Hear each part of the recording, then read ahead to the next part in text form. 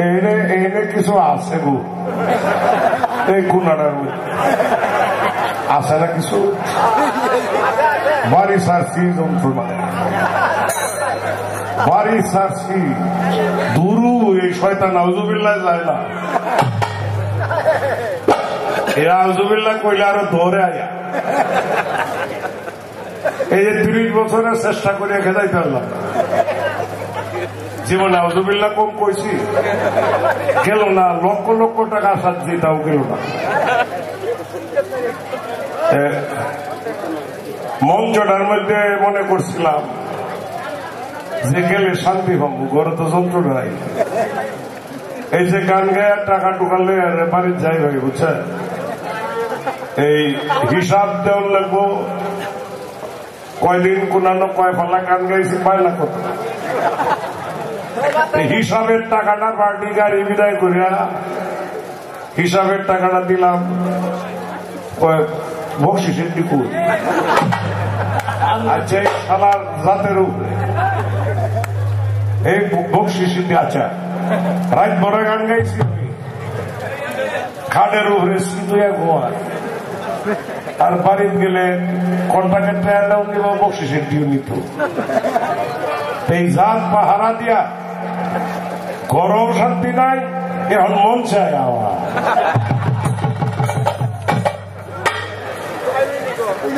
আর কই যাইতাম আসছে আপনারা শ্রোতা দুইটা কাজের কথা বলি এখন এর একটা দমক দেওয়াও তো আমার ভয় লাগে দমকটা দিলে ভয় লাগে এবার কি করে কি না করে কি জানে এই ভেজাল না কারণ আমার যে ভয় আগে আহিত হয়েছে আমি তো জোর উঠতে যাই তো শীতের দিন হইলে আছে খাজা বাবার গান গাইছে গান গাইয়া খাজা কেলে গরিব নেওয়া হইল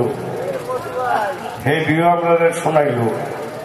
এই দিও আমরা জান্নাত বৈদেশির কাছে বৈশা বৈশা শুনলাম ভালো লাগছে ভালো তবে একটা কথা বলতে চাই কেউ যদি মনে করেন খাজা মাইনুদ্দিন চিশতি রহমাতুল্লাহ আলাইহি মাদারসা তো কলি এতে কোনো সন্দেহ নাই কথাটা কিন্তু খুব নীরব হয়ে শুনতে হবে আমি গেলে পরে আমার কথার ভিন্ন রূপ দিয়ে আমার গালাগালি করবেন এটা কিন্তু চলবে না কেউ আবার রেকর্ড করে ছাড়বেন দেখা যাবে আমার ভক্তের তো অভাব নাই পরে আমার বাড়ির যাবেন আমার মারবার লাগিয়া এই কাজটুকু না করে ইতিহাসের দিকে একটু নজর দিতে হবে খাজা মাইনুদ্দিন চিশতি রহমাতুল্লাহ আলাইহি এই দেশে একা ইসলাম প্রচার করে নাই আর তিনি এই দেশে একা আসছেন ভারতবর্ষে সর্বপ্রথম এই কথাটা বাউলরা বলে বেড়ায় ডাহায় তা মিথ্যা কথা একদম ভাগ একটা মিথ্যা কথা কোন সত্যায়িত নাই এই কথার উপরে আপনাদের বলতে চাই আপনারা নাম শুনছেন সম্ভবত খাজা বাবার জন্ম তারিখ আপনারা জানেন 537 হিজরি কি 537 হিজরি না তাহলে খাজা বাবার জন্ম যদি 537 হিজরিতে হয়ে থাকে তাহলে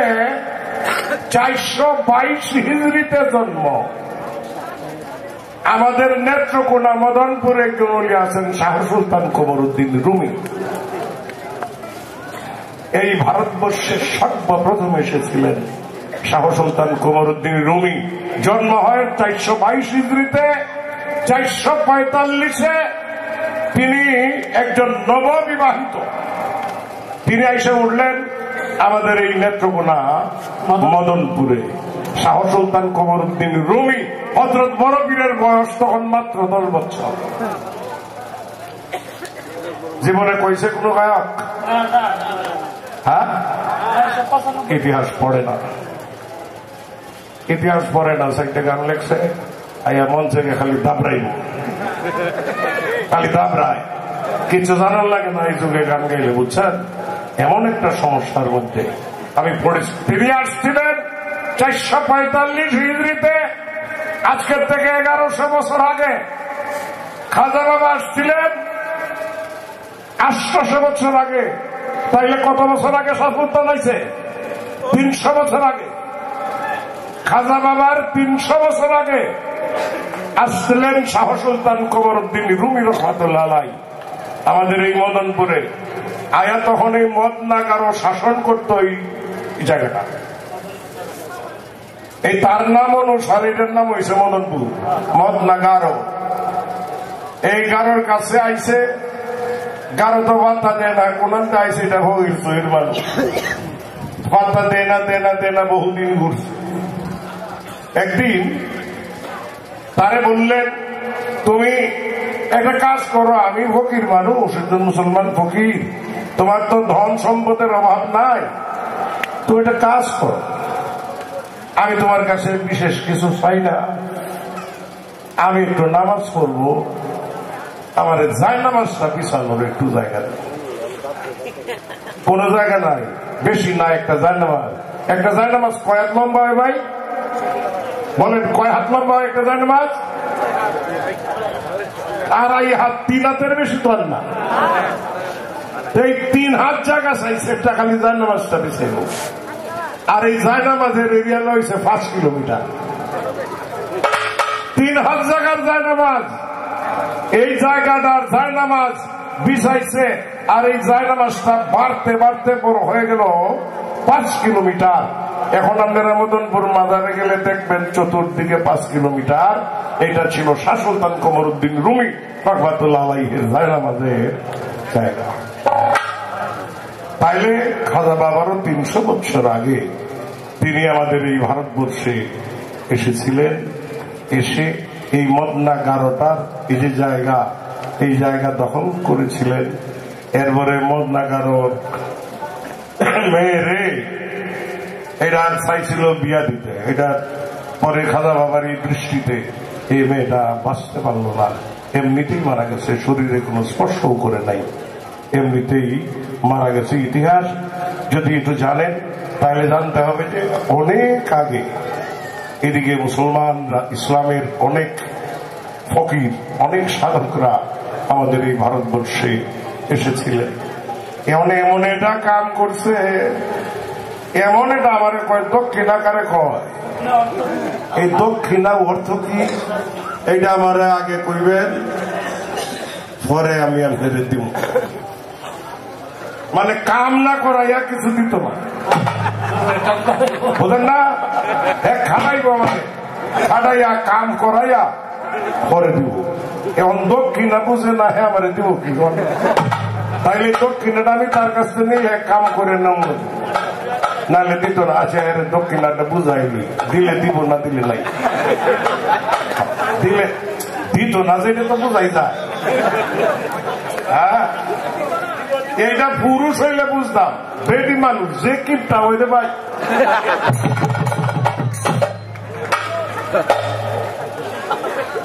এই যে তখন কইতাছি শরম থাকতে কিন্তু 500 টাকা দিত,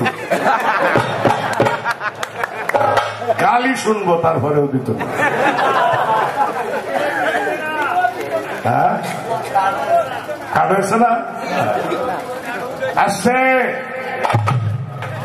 কত?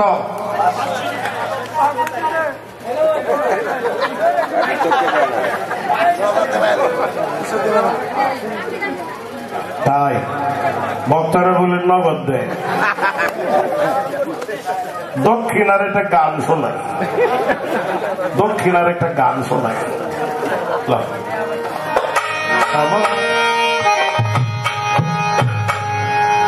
মন গেল রে জানা, কারো রবে নাই জীবন তবে কেন মন্ত এত বাসনা, একবার সমুরের দেশে দেখিত কষে উঠি যমুনারে ভেসে মেয়ে যন্ত্রণা রবে নাই ধন জীবন যৌবন তবে কেন বলত এত বাসনা রবে নাই ধন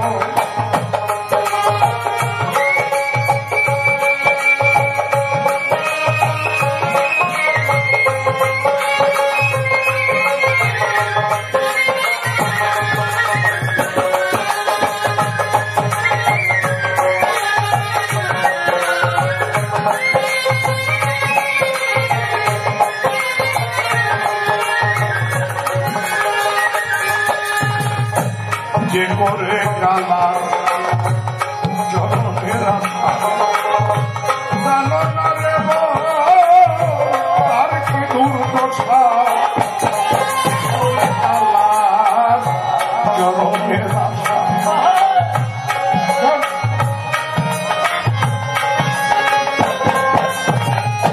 যে করে কালার জনমের আশা জানো না রে বলি রাজা ছিল সর্বস্ব ধর্মিল বানর রূপে বিধি করে ছলনা রবে নাই ধন জীবন তবে কেন এত বাসনা রবে নাই ধন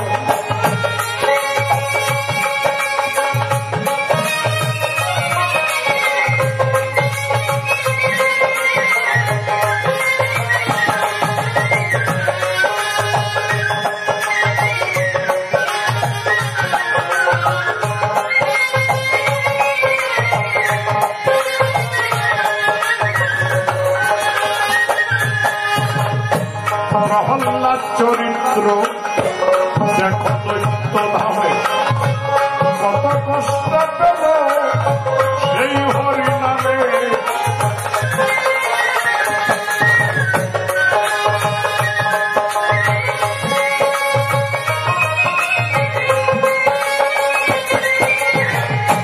প্রহ্লাদ চরিত্র দেখো দৈত্য ধামে কত কষ্ট পেল সেই হরি নামে তারে চলেতে ডুবালো আগুনে পড়ল তবু না ছাড়িল শ্রীরাম সাধনা রবে নাই ধন জীবন যৌবন তবে কেন বন্ত এত বাসনা রবে নাই ধন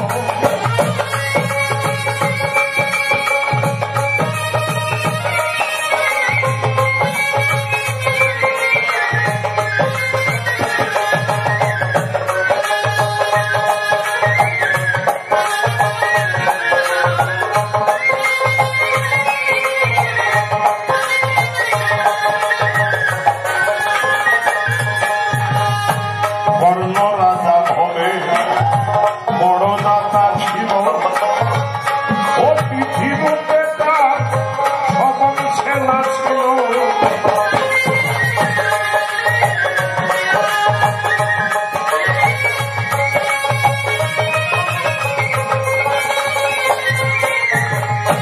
কর্ণ রাজা ভবে বড় দাতা ছিল অতিথি রূপে তার পুত্রকে নাছিল কবি হইল অনুরাগী না হইল দুঃখী অতিথির করে সান্ত্বনা রবে নাই ধন জীবন যৌবন তবে কেন মন্ত এত বাসনা রবে নাই ধন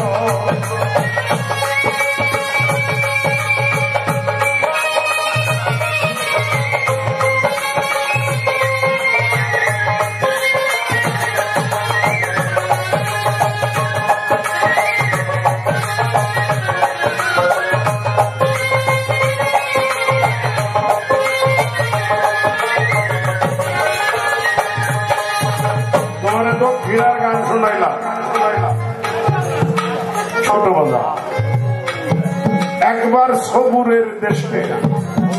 ভয় দেখি দম কষে উঠিস না রে ভেসে পেয়ে যন্ত্রণা মন আমার গেল রে জানা কারো রবে না এ ধন জীবন যৌবন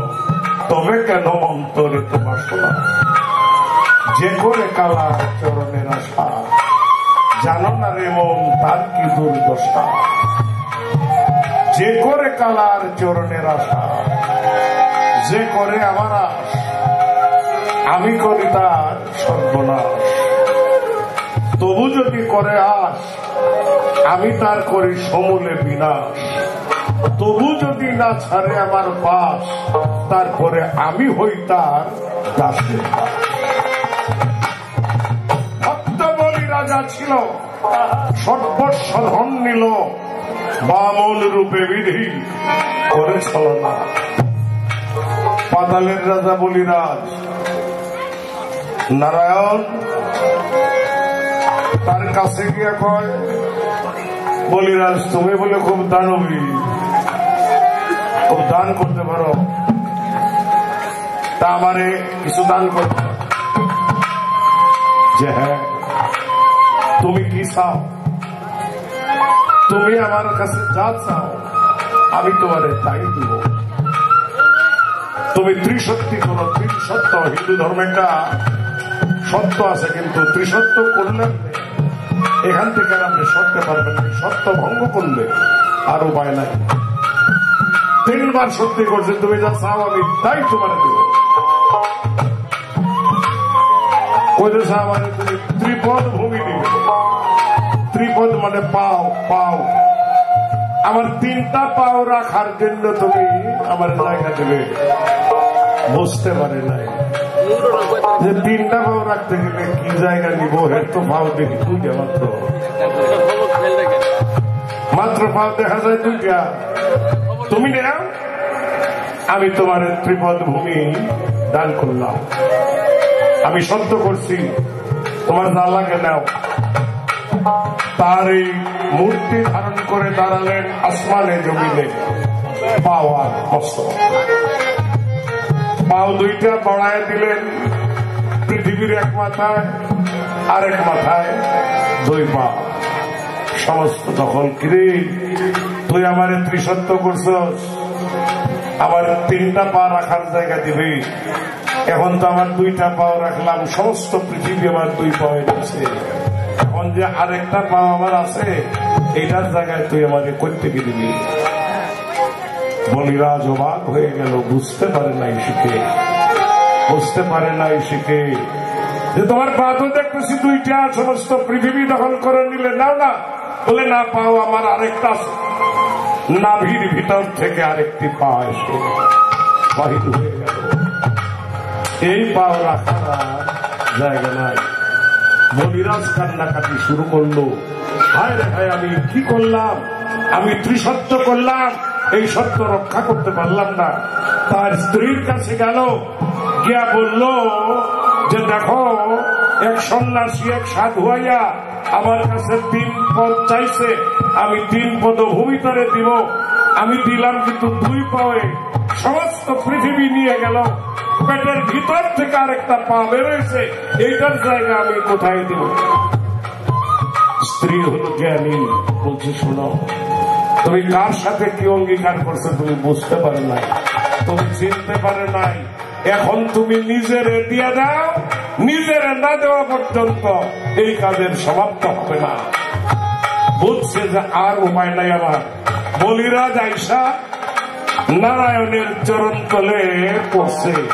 আমার আর কোন জায়গায় পৃথিবীতে নাই যা ছিল তোমার আমি দিয়ে দিছি মাত্র আমি বাকি ছিলাম আমি তোমার চরণের নিচে শুইলাম তোমার এই চরণটা যে চরণটা বাকি এইটা আমার বুকের উপরে রাখো দয়াল এছাড়া আমার আর কিছু নাই তাই বলা হয়েছে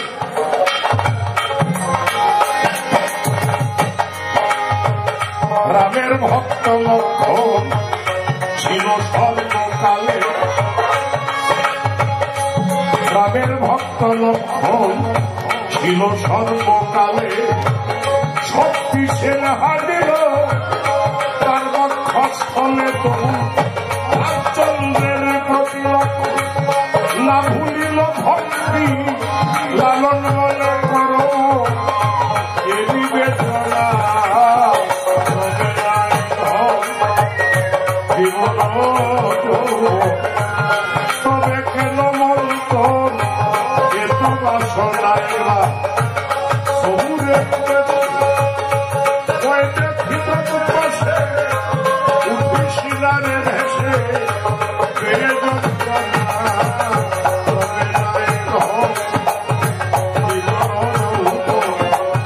তবে কেন তবে না